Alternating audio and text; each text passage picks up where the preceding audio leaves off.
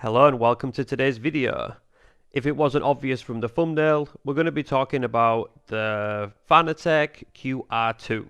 We'll be doing an installation tutorial for the wheel side and the base side, and also driving a couple of cars before we install the quick release 2, and then afterwards to see if there's initially any difference that I can tell between the quick release Lite that is on there now and the quick release 2. All the timestamps will be below, so if you don't want to watch one bit, you can always just skip to the bit that you would like to watch. If you find this video useful, please drop a like, subscribe to the channel to see more racing content. Let's get into it.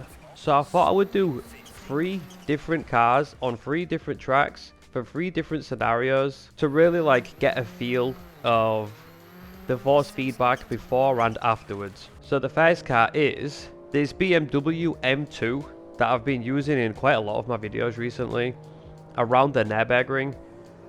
The force feedback in this car, although it is a mod, is really good. It's quite heavy compared to like a stock Assetto CORSAIR car, but it is actually really good.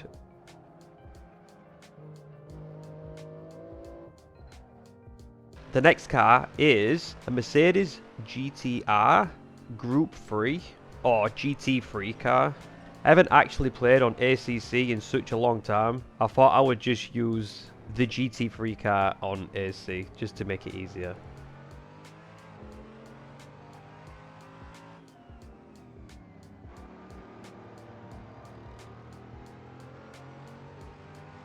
And finally, using a Hyundai or whatever else people might call it, depending on what corner of the world they're from, on WRC. I reset the force feedback settings on this as well, so I feel every single thing, because I have it is quite dead. It removes a lot of the small bumps.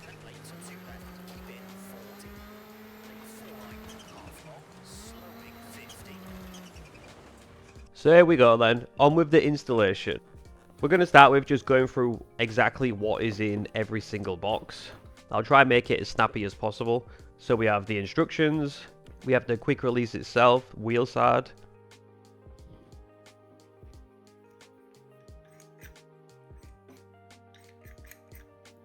And we have a little bag of bolts and Allen keys.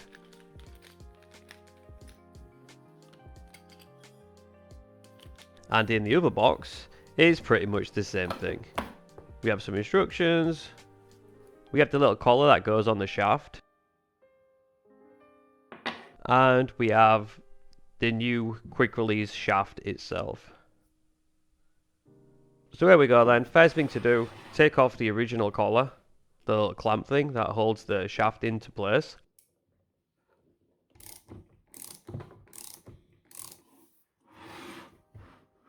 It's quite stiff to pull out, but once the shaft is loosened, don't be afraid to pull on it, it'll come out.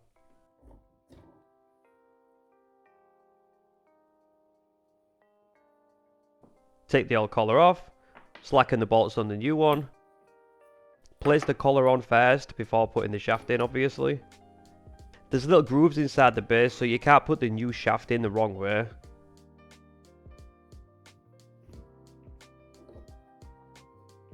Same as when taking the old shaft out, don't be afraid to push on it. It's made to be idiot proof.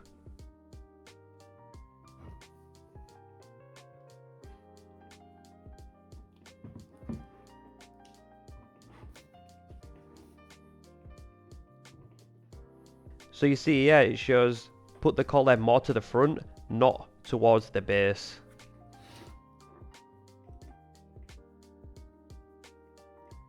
It says in the top corner how many Newton meters to tighten it to. It says 8 Newton meters. It says 8 Newton meters. And when you're tightening them, try to tighten them evenly so that one side ain't tighter than the other. I was just doing a couple of turns on one and then a little bit of a turn on another, a little bit of turn on the other, and just work your way through until you reach the correct tightness. Thanks to Dom Tuning for lending me his torque wrench.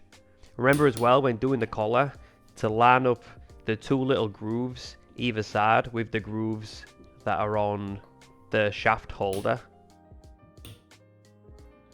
So onto the wheel side. The wheel side is pretty simple. Undo all 6 bolts. Remember the 2 on the outside are the small bolts. It's pretty easy to remember, really.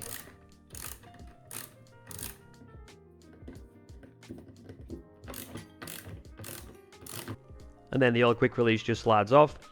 If you have a little metal cap around where the connection is, there is a plastic cap that needs replacing, which will come in the bag. Be careful sliding the new QR2 on so that you don't damage any of the pins. Use the bolts that was previously in the wheel, the 2 smallest ones on the outside, and then the longer bolts in the top and the bottom. You can tighten them with the Allen key provided. Don't do what I did and scratch the QR2.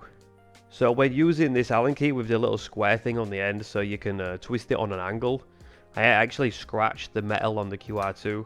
I would advise just taking your time and, you know, do a quarter turn, take it out, just don't rush it like I did, and don't scratch your QR2. So in the instructions, it actually says to tighten it up to 3 Newton meters, but I didn't do that.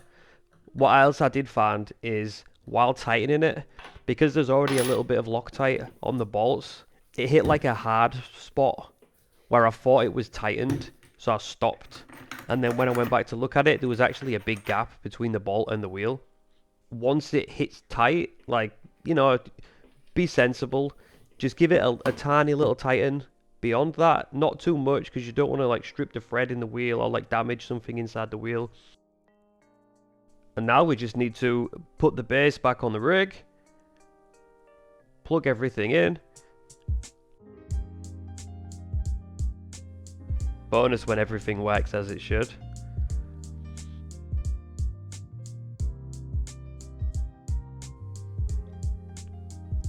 So here we go then, back to the games. We're going to do, I think we did it in reverse order actually, so we're going to start with WRC. 5, 4, 3. So I can tell you now, I do mention it later on in the video, but I did feel like it was a lot tighter. So when playing Assetto CORSAIR, I don't really notice turning the wheel side to side sharply causes any type of movement within the wheel to base attachment, even with the QR Lite. But when playing Dirt 2.0, I noticed it way more. Quickly turning the wheel side to side would cause like a clicking within the quick release light. And I've heard other people talking about this in the past as well. And even with the QR1, I hear people saying that there's a clicking when turning left to right really sharp, especially if you don't have that little retainer bolt in the bottom of it. But with this, man, it just gives me so much more confidence to just chuck the wheel side to side, just knowing that it's so much tighter.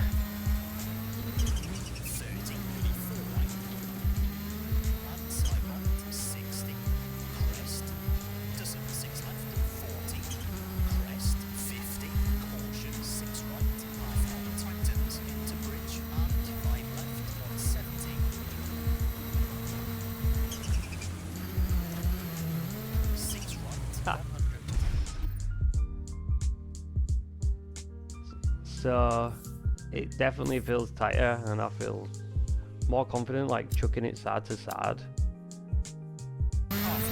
It's not like a massive amount, but you can definitely tell and you can definitely feel it. Okay, then onto the GT3 car. So with this, it was kind of the same, if not even more exaggerated. I felt like I could feel more force feedback. Tiny little bits in the road. I actually turned the force feedback up. I only run the force feedback quite low because I have one hand on my hand controls and one hand on the wheel majority of the time. Through certain corners I use 2 hands, but a lot of the time I only use 1 hand. So I don't have a high force feedback, and when I turned it up, man, I could feel so much more like graininess. This is probably a thing just to do with the force feedback anyway, but I feel like the QR2 helps translate that from the base to the wheel.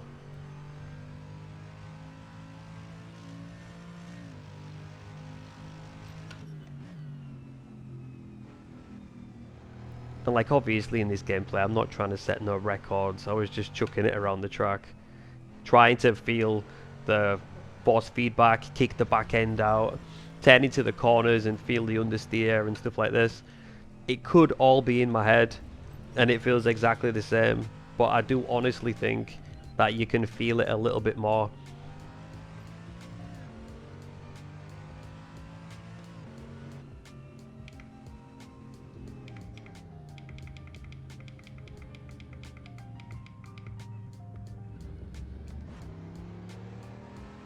So we do another lap with the force feedback turned up. Oh, this is where I really started to tell the difference.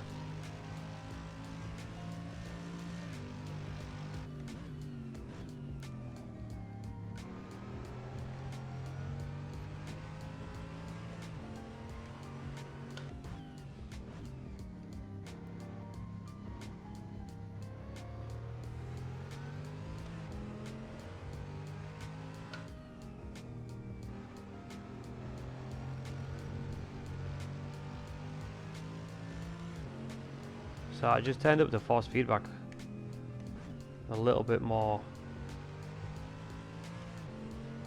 and like the little finer rumbles are coming through.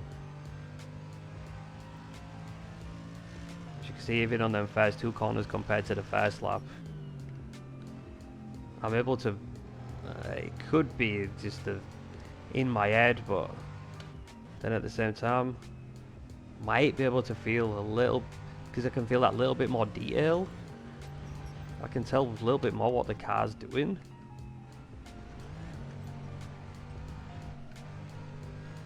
Good save.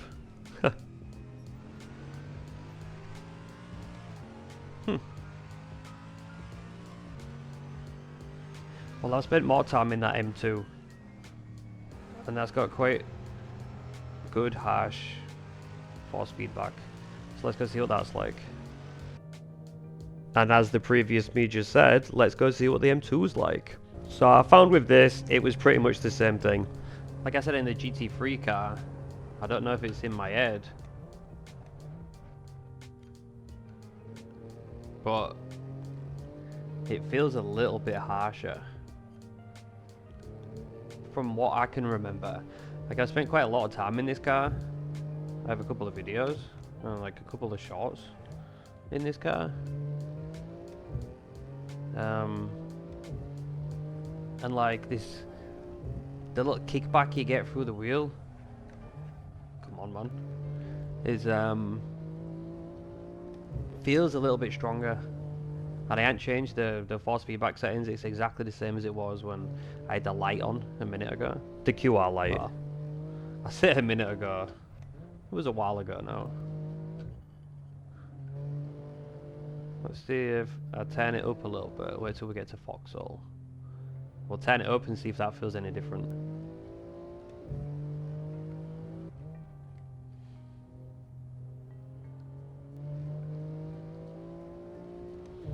So coming down that straight then, I've turned it up quite a lot.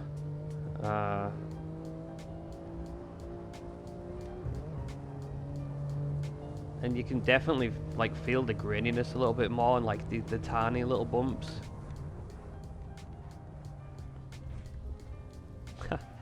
Feel this barrier as well. So then I'd say all in all, it definitely does feel different, and it definitely does feel a lot tighter.